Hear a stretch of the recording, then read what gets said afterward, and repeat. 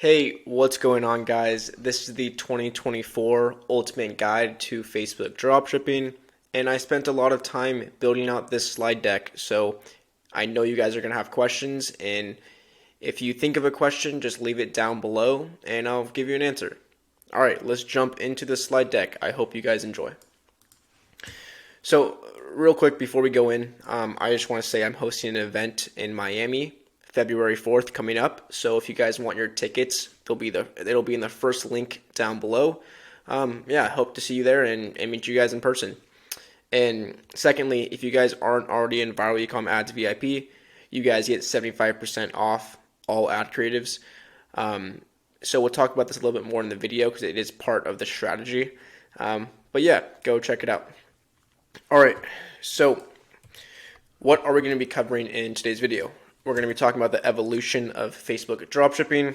I'm going to show you guys some real results from my stores and some client and student stores. And then we'll also be talking about marketing strategies, the best practices in 2024, tools, my current tech stack that I use every single day, and the future of Facebook advertising that I think it's going to. Obviously, I can't predict the future, but I have some indication of where advertising on Facebook is heading. Yeah. All right, so let's talk about the evolution of Facebook dropshipping. Let's talk about the old way versus the new way. And I've been running ads on Facebook since 2017 when I first started, and I've been on and off since. And the biggest change from back then up until now is the utilization of broad targeting. Yes, Facebook still has interest targeting, right? But they're not updated. They've actually removed some interest. And if that isn't a sign for you guys to start utilizing broad targeting, then I don't know what is. But that is by far the biggest change, having less ad sets, because ad set means ad settings. And the settings on the ad set level are primarily your interests that you are targeting. So without that, it has really consolidated the ad account. It's made it much more simple. And that's probably the biggest change in, therefore, the evolution of Facebook advertising. And over time, Facebook's machine learning has gotten so much better, and campaigns actually get better over time compared to TikTok. You have to launch new campaigns every single night. I'm not a huge fan of TikTok if you guys haven't already noticed, but Facebook's machine learning is getting smarter, and it uses your data and your pixels data every single day, and it gets better over time. So we need to utilize that. And I touched on this a bit, but minimal campaigns, one campaign per country, which we'll also be talking about later. Having a much more simple ad account, it's much more easier to manage, it's much easier to scale. And Facebook over time just optimizes better when you have less campaigns in the mix of your overall ad account structure. And because their machine learning is so much better than TikTok and getting better over time, we can actually do less creative testing. So I noticed on TikTok, when I used to run ads on TikTok, I would notice ad fatigue, and I would have to be running new creative tests every single week. And I've also done creative testing on Facebook, and I've noticed that when I start doing creative testing, my winning creative actually gets worse. And it got me to think, like, is my creative getting worse because I'm throwing more stuff into the mix and making my ad account structure more complicated? And I came to the conclusion that it is.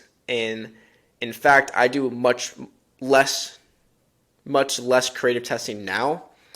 And I spend more time coming up with the ad concepts and spending more time on building the creatives rather than just mass testing creatives, right? I'm choosing quality over quantity, which results in less creative testing. Doesn't mean it's easier to, find new winning creatives, but it's just a different mindset. And because of this, because you have a much more simple ad account with Facebook, it's just easier to manage.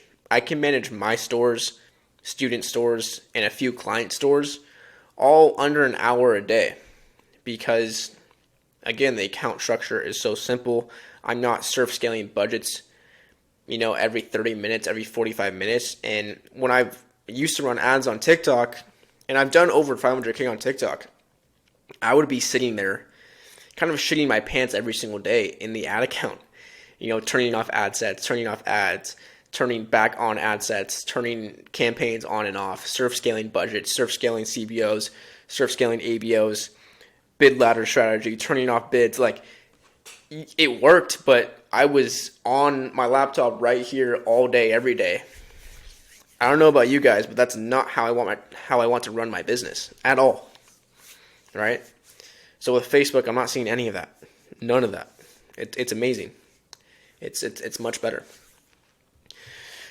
All right. So I want to show you guys some real results from my stores, and a few of these are client stores. And this is all Facebook ads. 100% Facebook ads. This one right here, the 841 and the 500 are the same store. I'm not going to sit here and act like I have two stores that are almost 1 million. No, these two are the same stores. This is just a really cool screenshot, right? It was a great season, right? And these are other stores. December 1st, another store from December 1st, and then another store that we started around December 13th. And again, guys, all Facebook ads. So I know Facebook ads work, and I know they can work for you, and I'm just showing this not to flex and be that guy. I'm just showing you guys that it's, in my opinion, so much better than TikTok. And I think you guys should be, I know you guys should all be on Facebook and running ads there. Okay, let's move on. So let's talk about marketing strategies, right? So your marketing strategies are basically, what creatives you're running and how you structure your creatives. And every brand is going to be different. Every single product is going to be different. And you find these strategies, you find these angles from doing market research. I have a couple of videos on my channel about market research. So I'm not going to dive into the SOPs of that. But I will say it comes down to reading reviews, reading Amazon reviews, and understanding the language and the mindset of your target market better than they know themselves. Pretty much that's what it comes down to when it comes down to market research, when we talk about market research. Right? So, like I said, the research that you get from reading reviews and understanding your niche, you're going to make creative angles around that, and that gets you to do creative testing, and that's actually your marketing strategy, right? The goal is to have a few campaigns on Facebook with a bunch of winning ad creatives, and they all work together, reaching different parts of your target market. Maybe you have an ad for women, maybe you have an ad for men, maybe you have an ad or a picture ad, maybe you have a discount ad. Like, that's all part of your marketing strategy, and you want them all to be working together.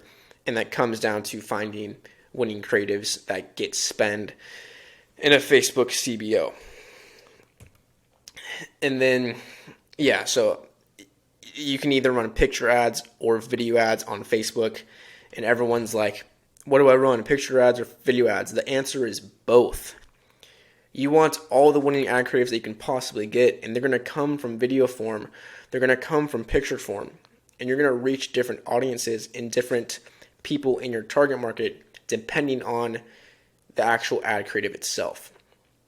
And another positive side of Facebook compared to TikTok, you can't run picture ads on TikTok. Picture ads are great. They're so effective. Every big brand is using picture ads, so you should be using them too. Basically, all marketing strategy comes down to understanding the desires and demands of your target market and in your niche and fulfilling that with your product. You are going to be doomed to fail as a marketer and as a dropshipper if you're trying to create demand. You know how hard it is to create demand? Like, Apple created demand. That is it's like groundbreaking to do, to bring something that new to market. Now, if you do, you're going to reap the absolute benefits of that, and it's going to be absolutely amazing. Very, very difficult to do. I don't recommend trying to create demand in the market. Instead, study the demand, understand the demand and desires, and find a product that fulfills those needs, those desires, those demands, right? I hope that made sense. Okay, so let's talk about the best practices for Facebook advertising in 2024. So we talked about this a little bit, but broad targeting, which means 18 plus, male, female, and then location broad. I do one country per campaign. So like US, male, female, 18 plus. That is a broad targeting. There's no interest targeting. That is it. That is absolutely it. Facebook's machine learning will find the people that are going to buy from you. Well, depending on if you're setting conversion as your purchase conversion as your campaign objective, right? Facebook will do what you tell it to do. Again, one campaign per country. So when we scale horizontally, we're going to be scaling to other countries or other business objectives. Maybe you drop another product. Usually, in my cases, it's just going into a different country, scaling globally. Okay, and then the way we structure the campaigns, best practices is one campaign, CBO, one ad set, and within your ad set, ideally, you want all your winning creatives in that ad set. So when you start off and you starting to test, you're going to have one campaign, one ad set with all your winning creatives. It's that simple. It's a CBO. Not all of your creatives are going to get spend, only the ones that deserve spend. And they deserve spend because Facebook deems they deserve spend because we're running ads on their platform. We have no control if Facebook likes it or not, right? We can only test creatives and hope that it gets spend. And it should get spend if it's a good creative, right? And now when we're testing new creatives, we're going to test in a dynamic creative with dynamic creative testing. So to do this, you have to have a new ad set because it's an ad settings that you have to turn on.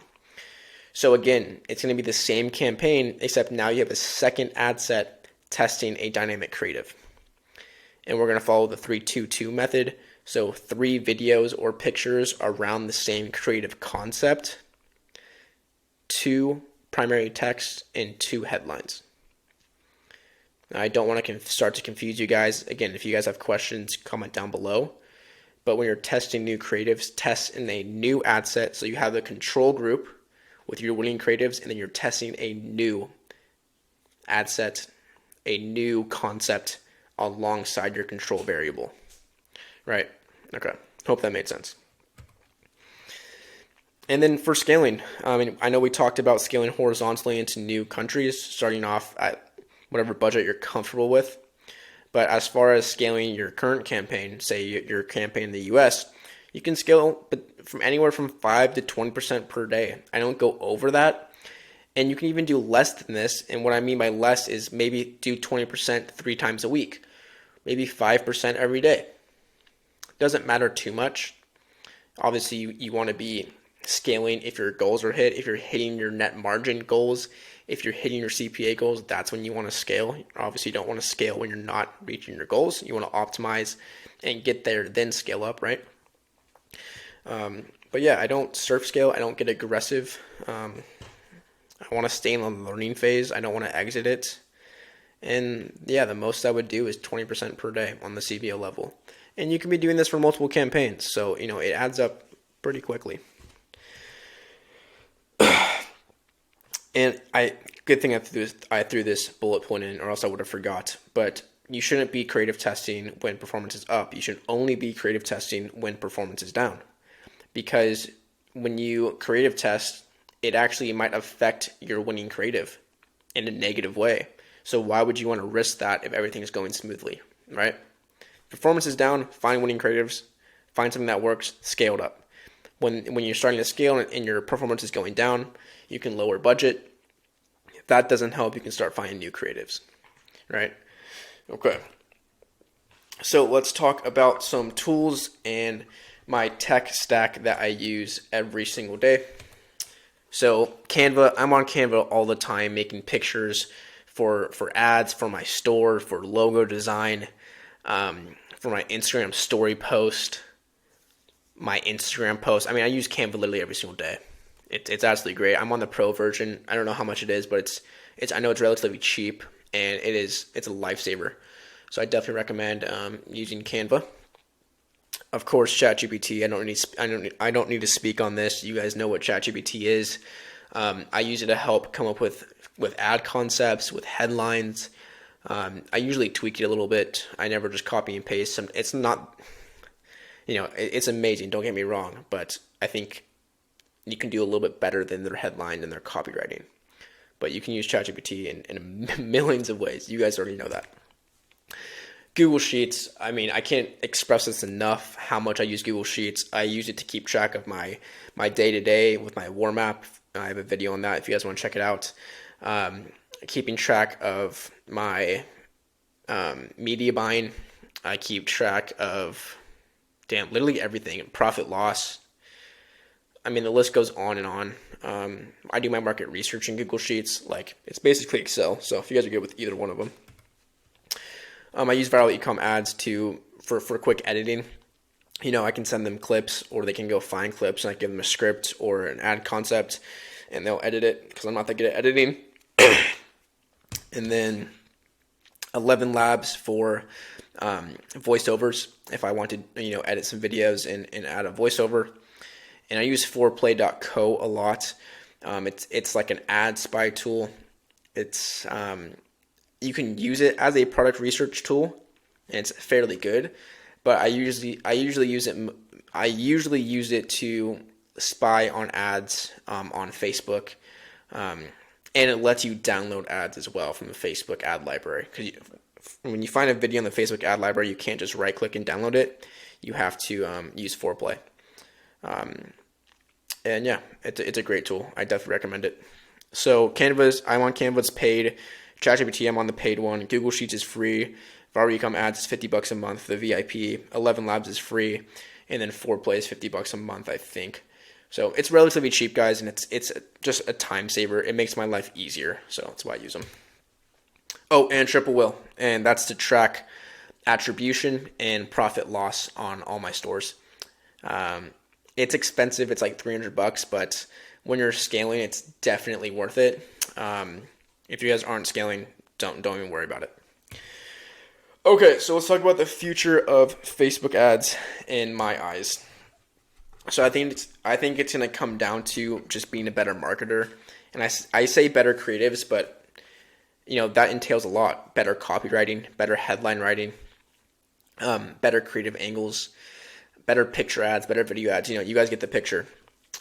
Just being the best marketer is going to win. It's not as easy as imagine if you were dropshipping in 2008, you would just throw up a picture, white background of a mug, and it would freaking work, right? Things have just gotten better over time, more competition. You got to be better than the person next to you, straight up. Less interest targeting. We're already seeing interest go away. From what I have heard, the team that made interest, it's no longer a thing. They're not even making new interest anymore. So it's getting less and less, and it's going to be obsolete. It's going to go away completely soon. And I think Facebook's going to do its better targeting on its own, right? The machine learning just gets smarter and smarter. I don't know how good it can get, but I think it's getting better. So it's going in that direction, right? Right. Still less interest, broad targeting.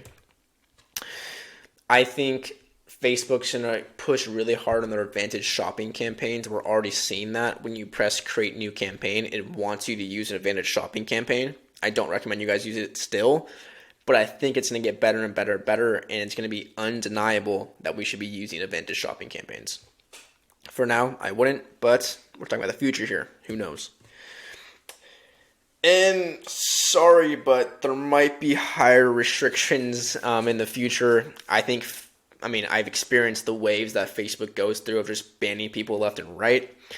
So it's almost impossible to say that it won't happen. Like waves of restrictions. So be careful, follow the rules, get your business manager verified, connect your LLC, start building a relationship with Facebook now, get an aged BM, right? And when push comes to shove, you can always get agency accounts and pay those fees, but obviously we don't want to pay those fees unless we absolutely have to. So, all right, guys, so that's it. So if you guys need my help, we have the Discord. I'm very active in there. We have a weekly call every single Monday at 11 a.m. PST, just a 30-minute Q&A. We also have the school, the free course. I'm also active in there, and it's a free course. And we have Viral Ecom University, and that's where you can get my mentorship and work with me, and I will walk you through the entire step of the way throughout the entire process of Shopify dropshipping. All right, guys, I think I'm losing my voice. My mouth is dry. I need some water. But that is it for this video. If you guys like this type of content, please like, comment, and subscribe. And again, if you guys have any questions, leave them down below. Follow me on Instagram. I post on my story every single day, giving out value, giving out knowledge in my day-to-day life of what I do. But, all right, guys, that is it. Peace out. See you on the next one. Bye.